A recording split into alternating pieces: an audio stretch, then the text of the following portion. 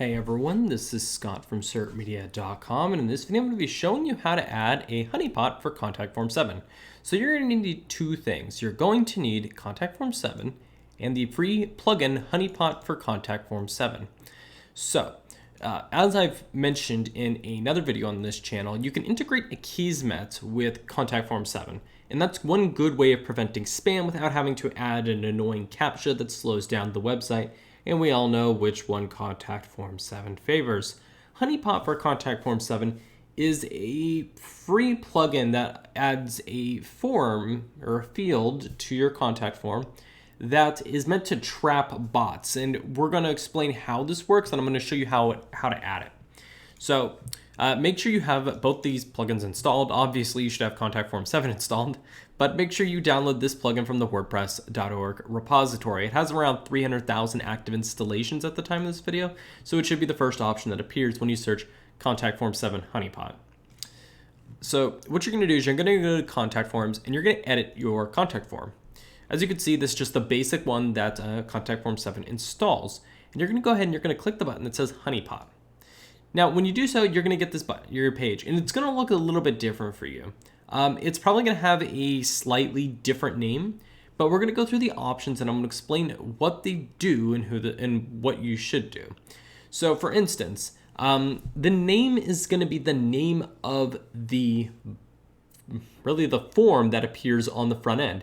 So, for instance, when you have text where it says your name, the name of the form is going to be your name. And that's what's going to be the auto-generated information. That's why when bots read your website and they go to fill out your contact form, they have all the data typically in the right spot. They know, okay, this is the name, I gotta put the name, and this is the email, I gotta put my email, and this is the website, I gotta put my website here, and they know what the subject is and the message area is, because those are pretty much givens. What you could do though is you can easily trick a bot. So a honeypot field is basically an invisible field. It does not appear to users on the front end, and that's the point. The form only appears in the HTML. Bots tend to not render JavaScript, and they don't, or at least they don't really load the entire page like a human would.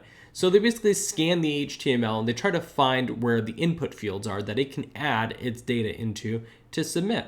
So if you put in Honeypot 302, it may know to not check something that has the name Honeypot. I mean, it's kind of obvious, but you could put, instead of your name, you could put website. So if you're not asking for a website field, asking for it here would not really throw the bot off. And the great thing about this is if they fill out this form, which they typically will do, the bot will now be unable to submit the post because there's a check that if this field is really filled in, then it will not be able to submit the data because the form is invisible because it's not meant to have data in it. But because the bot will fill in the form indiscriminately, so long as it's not running into a whitelist, like if you had Honeypot on there and it's like, well, we definitely should not fill this in. If it knows, okay, well, this is website, I should fill this in and include my website. Well, you know that your users are not filling in the website, so they're going to automatically block the request. So I would name it something that's quite obvious to the bot that that it looks valid actually. So website is fine. This form, I'm not going to add a website field, so website is fine. You can give it an ID, which is just the CSS class. So you can give it a CSS ID and a class name. You can also give a wrapper ID. As it mentions here, by default, the markup this form wraps has a random ID, and you can choose to customize it here. You really shouldn't need to fill out any of these three items unless you have templating issues. Then you would want to go ahead and do so here. You can use the W3C valid autocomplete. There's, as it mentions here, you can kind of take it to a detail. And what this says is introduce the W3C validation error because basically this doesn't really matter, but the TLDR is if you want to get W3C complete, so that way it's valid HTML, which really doesn't matter in the real world, you could check this box, but more or less you shouldn't need to check it. You can move the CSS inline. which, as it mentions here, moves the CSS to hide the honeypot from the element to the footer of the page. It may help confuse bots. That's typically a good thing to do. You can check it if you wish. The bigger thing is moving the inline CSS, as inline CSS has a higher priority than style sheet than what's in your style sheet, and moving it after everything would have at the highest priority of your CSS. So that's a fine option to check. There's no downside to doing it. And then you can choose to disable the accessibility label. If checked, the accessibility label will not be generated. This is not recommended, but it may improve spam blocking. If you're unsure, leave this unchecked. Since there will be no accessibility label included, it may have an impact on users being able to submit data, especially if they're using screen readers. Now, the upside of this is honestly that it does yield better protection. And this is because the bot will see some bots will check to see if a field is hidden from screen readers. And if it's typically hidden from a screen reader, for instance, then it knows that it doesn't need to fill it in. However, I would also say that most bots are not well developed. Most bots are really just a numbers game where there's millions of WordPress websites using millions of contact form 7s, and they just fill it in. It's a numbers game. Whether they send it to 4 million websites or it's being one less because your website has a honeypot, it's not functionally going to change the behavior of the bot because they don't need to. Most websites are just built very poorly with poor spam prevention methods. So no matter what you choose for this option, the upside is better spam protection. The downside is it will impact screen readers. So now all you have to do is click the insert button. And one other tip that I'm going to give is you should kind of move it in a spot that makes sense. So I'm asking for the website, and even though this field isn't technically going to exist, I still want to put it at before the main field.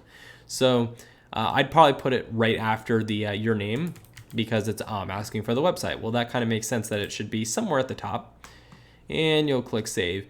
Because oftentimes after the main message field, the bot may just abort whatever else it's doing and just submit it anyways. So I'll show you what this looks like on the front end, but it's going to look just like a contact form because that's really all it is. So you just copy this and contact page, and there you go. It's a basic form. You do not see the honeypot field at all, even though it should be right here. But what you can see is right here. So underneath your name, and then you have the data. WP contact form 7 control wrap your name, and then so there's the your name field, and it is validates as required. Now we have the ID. This is the random ID that it's assigned to it. Control website wrap, display none. It's hidden none, so there's inline CSS that's attached right here. As they mentioned though, you can confuse the bot by modifying the CSS to load at the end, and I'll show you what happens when you do that too. So when we added this originally, we told it that it doesn't need to be there, but we can move the inline CSS as it mentions here. So if you move the inline CSS, which is now attached to the form, it now gets pushed to the end of the page as an inline style. The benefit of that is the bot will likely skip over it if it sees that it's hidden. As it mentions here though, the honeypot message is please leave this field empty. The bot won't read that because it doesn't care. And tab, index, autocomplete, nope. And if this form is submitted, there is now a check that says, you're not supposed to have filled this out. And since you filled it out, we're not going to accept this data. And the bot will eventually just leave because the bot doesn't care. And it's just a really clever trick, but it needs to be used in conjunction with other spam methods because bots are indeed intelligent. Make sure you integrate your contact form with Akismet, because Akismet is an automated check. It'll say, I will scan this message to determine if any of these words appear in our common spam index. And if they do, it will flag it and it will not go to your inbox. This is a two-folded approach, and it should stop most spam. You're never going to get 100% spam reduction without having a cost to performance or having very restrictive set of keywords that you do allow.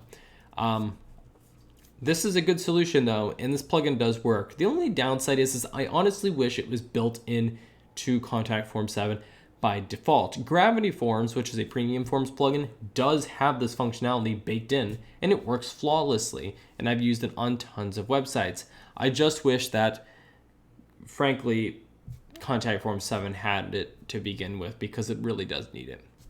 If you have any questions, please feel free to ask in the comments below. I'll try to help you out. Otherwise, make sure to like, subscribe, and I will see you in the next one.